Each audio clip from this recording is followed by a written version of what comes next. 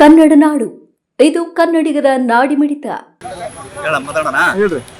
ಸಿರುಗುಪ್ಪ ತಾಲೂಕು ವ್ಯಾಪ್ತಿಗೆ ಕರೂರು ಹೋಬಳಿಯ ಊರಿನೂರು ಮತ್ತು ಮಡ್ಸೂರು, ಮೂಳೂರು, ಉತ್ತನೂರು, ಕರೂರು, ತಾಳೂರು, ಭೂಗುಪ್ಪ ಇವೆಲ್ಲ ಅನೇಕ ಸುಮಾರು 16 ಹಳ್ಳಿಗಳಿಂದ ಜೋಳ ಬೆಳೆದು ಮುಂಗಾರು ಬೆಳೆದಾರ, ಹಿಂಗಾರು ಬೆಳೆದಾರ.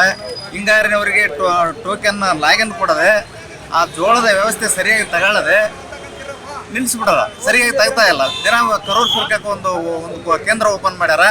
ಆ ಕೇಂದ್ರ ಓಪನ್ ಕೇವಲ 1 ಅಥವಾ 2 ಲಾರಿ 3 ದಿನಕ್ಕೆ ಒಂದ್ಸತಿ, 4 ದಿನಕ್ಕೆ ಒಂದ್ಸತಿ ಮಾಡಿ ಅದನ್ನ ನೇಮಕಾವಸ್ಥೆಗೆ ಇಟ್ಟಾರ. ಅದು ತಗೊಳ್ತಾ ಇಲ್ಲ.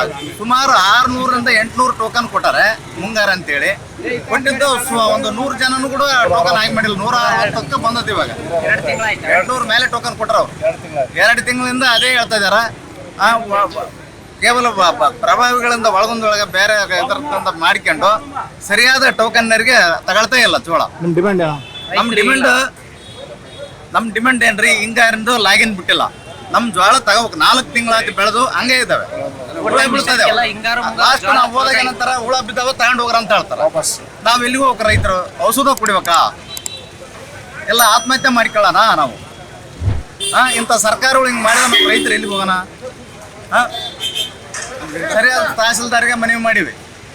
ಅಲ್ಲಿರ್ತಕ್ಕಂಥ ಅಧಿಕಾರಿಗಳ ಸಂಪೂರ್ಣ ತಹಸೀಲ್ದಾರ ಏನು ಮಾಡ್ತಾ ಇಲ್ಲ. ನೀವಿನ್ನು ಕನ್ನಡ ನಾಡು ವಾಹಿನಿಯನ್ನು ಸಬ್ಸ್ಕ್ರೈಬ್ ಮಾಡಿಕೊಂಡಿಲ್ವಾ? ಈಗಲೇ ಸಬ್ಸ್ಕ್ರೈಬ್ ಮಾಡಿ, ಬೆಲ್ ಐಕಾನ್ ಅನ್ನು ಒತ್ತಿ ನೋಟಿಫಿಕೇಶನ್ಗಳನ್ನ ಪಡೆಯಿರಿ.